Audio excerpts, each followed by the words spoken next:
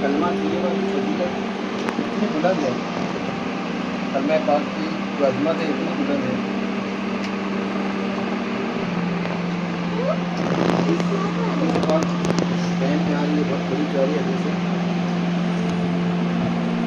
نبی پاک صلی اللہ علیہ وسلم اپنے حجرے میں جلوہ فرماتے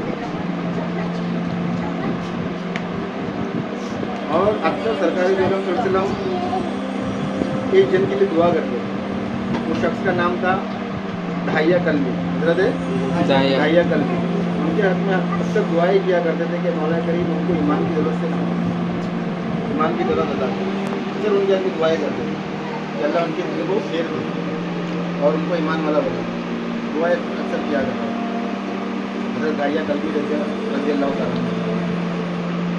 جب وہ ایمان نہیں لائے تھے، اس سے پہلے کی بات ہے، تو سرکار اپنے حجرے میں جلوہ افروز تھے، تو جبریل امین حضرت جبریل امین آتے ہیں اور سرکار کو فرماتے ہیں کہ یا رسول اللہ الصلاۃ والسلام علیکہ یا رسول اللہ صلی اللہ علیہ وسلم، فرماتے ہیں کہ ان قریب دھائیہ کلبی تشریف لا رہے ہیں، ان قریب دھائیہ کلبی تشریف لا رہے ہیں، ایمان لانے کے لیے تشریف لا رہے ہیں۔ تو سرکار خوش ہوتے ہیں، تبسم فرماتے ہیں، اور جیسے دھائیہ کلبی آتے ہیں تو اپنی چادر جو رہتی ہے چادر بچھا دیتے ہیں، زمین پر چادر بچھا دیتے ہیں۔ تو حضرت دھائیہ کلبی چادر اٹھاتے ہیں، بوسہ لیتے ہیں اور فرماتے ہیں یا رسول اللہ میں ایمان لانے کے لیے یعنی میں آیا ہوں، مجھے بھی اپنا کلمہ پڑھا دیجیے، مجھے بھی اسلام میں داخل کر لیجیے۔ تو حضور خوش ہوتے ہیں، مسکراتے، تبسم فرماتے اور اللہ کا شکر ادا کرتے ہیں، اور حضور فرماتے ہیں کہ پڑھو لا الہ الا اللہ محمد رسول اللہ صلی اللہ تعالیٰ علیہ وسلم۔ تو حضرت دھائیہ کلبی کلمہ پڑھتے اور کلمہ پڑھتے ہیں، اور پھر کلمہ پڑھنے کے بعد میں دھائیہ کلبی فرماتے ہیں یا رسول اللہ میں اسلام میں تو داخل ہو گیا، میں ایمان والا تو ہو گیا، لیکن ایک بات ہے جو مجھے اکثر ستاتی ہے، مجھے ایک بات ہمیشہ کھائی جاتی ہے۔ تو سرکار فرماتے ہیں کیا بات ہے دھائیہ کلبی؟ تو فرماتے ہیں کہ یا رسول اللہ کیا میں نے اسلام قبول کیا تو کیا میرے گناہ معاف ہو گئے؟ کیا میرے گناہ معاف ہو گئے؟ تو سرکار فرماتے ہیں یقیناً اللہ تعالیٰ کی قدرت وسیع ہے، اللہ تعالیٰ کا کرم وسیع ہے، وہ معاف کرنے والا ہے، وہ غفور الرحیم ہے۔ اگر تم نے اسلام قبول کیا ہے تو یقیناً اللہ غفور الرحیم معاف کرنے والا ہے۔ تو دھائیہ کلبی فرماتے ہیں کہ یا رسول اللہ صلی اللہ علیہ وسلم میں نے ایسا گناہ کیا ہوں شاید اس کی معافی ہو۔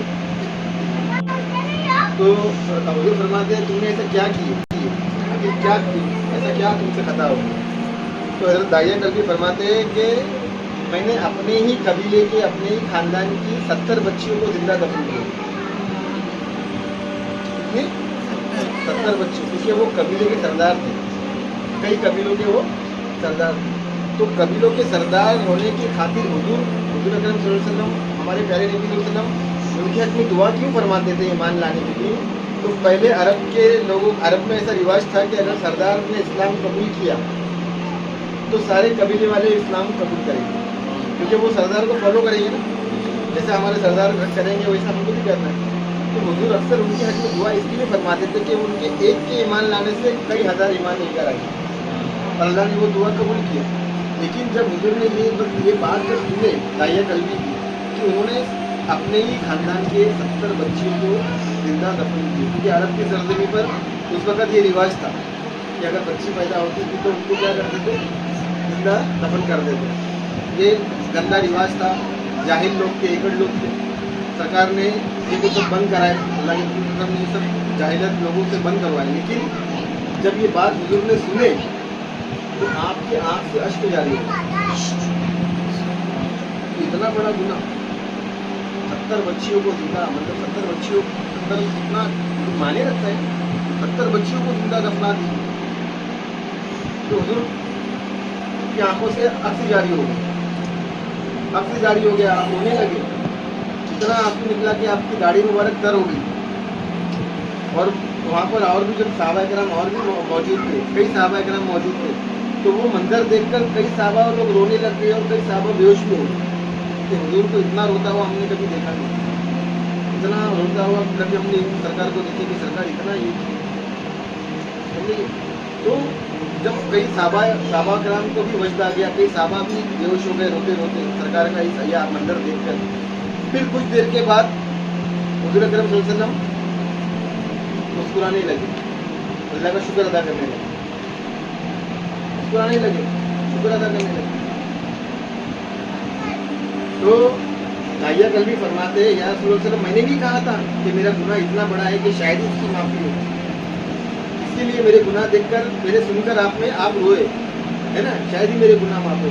तो हुजूर फरमाते हैं कि अय दाहिया कल भी मैं तुम्हारे गुनाह पर नहीं रो रहा हूँ, मैं उसकी रहमत पर रो रहा हूँ। सुभान अल्लाह, सुभान अल्लाह। जब तुमने मुझसे कहा कि 70 बच्चियों को मैंने जिंदा दफन किया तो मुझे ताज्जुब हुआ, मैं भी हैरान हुआ, और मैंने सोचा दिल में मुझे ख्याल गुजरा कि शायद इसकी अल्लाह कैसी इसकी माफ़ी हो सकती। जब मेरे दिल में एक ख्याल गुजरा तो उस वक्त जिब्रील अमीन आए, और जिब्रील अमीन ने फरमाया कि अय मोहम्मद सल्लल्लाहु अलैहि वसल्लम, और फरमाते हैं कि या रसूल अल्लाह आप गमगीन ना हो, अल्लाह ने आपको सलाम भेजा है, और फरमाए कि दाहिया कल्बी ने जो गुनाह किया है, जिस वक्त उन्होंने कलमे के लिए जुबान को खोली, कलमा पढ़े भी नहीं, सिर्फ कलमे के लिए जुबान जब खोली तो अल्लाह ने उनके गुनाह को माफ कर दिया। सुभान अल्लाह। ये कलमे की बरकत और कलमे की फजीलत इतनी अजमत वाला कलमा है, जरा अंदाजा लगाओ कि उन्होंने जुबान को खोले नहीं थे कलमा पढ़ने के लिए, अल्लाह ने उनके गुनाह को माफ कर दिया। लेकिन वही कलमा जिसके कल्ब में उतर गया, जिसके जर्रे जर्रे में उतर गया, जिसके दम में उतर गया, फिर उसका आलम क्या होगा। ये फजले रब्बी है, ये गौसुल वरा, ये सरकार मखलूकीन का हम पर एहसान अजीम है कि जिसने हमें दामन में लेकर कलमे को जर्रे जर्रे से पढ़ा दिया। वही कलमा जो ज़बान से हम आज तक पढ़ रहे थे, वही कलमा तैयबा को हमारे जर्रे जर्रे में उतार दिया गया, हमारे कल्ब में उतार दिया गया, हमारे दम में उतार दिया गया।